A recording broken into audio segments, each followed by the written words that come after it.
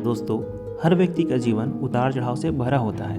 कभी वह अपने जीवन में सुख का अनुभव करता है तो कभी उसे दुख का भी सामना करना पड़ता है। अगर आपके जीवन में भी ऐसा हो रहा है तो आपको एक कहानी ज़रूर सुननी चाहिए।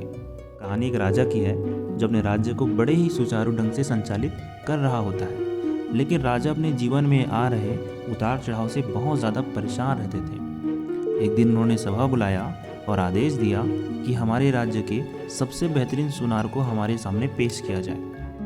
अगले दिन ही सुनार राज दरबार में उपस्थित होता है। राजा उन्हें आदेश देते हैं कि हे सुनार, आप मेरे लिए अंगूठी बनाओ और उसमें कुछ ऐसा लिखो जो मेरे सौभाग्य के दिनों में मुझको संयमित रखे, और जब मेरा दुर्भाग्य चल रहा हो और जब मैं निराश हो जाऊं तो वो मुझे उत्साहित करे। सुनार को अंगूठी बनाने में तो कोई परेशानी नहीं हुई, लेकिन उसकी समस्या थी उस अंगूठी पर वो वाक्य लिखना जो राजा को उसके सौभाग्य के दिनों में संयमित रखे और जब वो निराश हो जाए तो उसे उत्साहित करे। सुनार यहाँ वहाँ भटकता रहा और वो बहुत परेशान होता गया।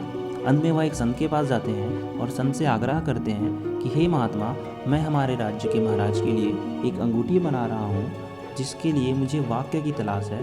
जब भी राजा उस वाक्य को देखे तो जब वो सौभाग्य के दिनों में हो तो वो खुद को संयमित कर पाए, और जब वह अपने निराशा के दौर में हो तो उसे देखकर उत्साहित हो जाए। संत को यह समस्या समझ आ जाती है और वह सुनार को ऐसा वाक्य देते हैं जिससे राजा की ज़रूरत पूरी हो जाती है। संत कहते हैं, इस वाक्य को अपने अंगूठी में लिख दो, यह भी गुजर जाएगा।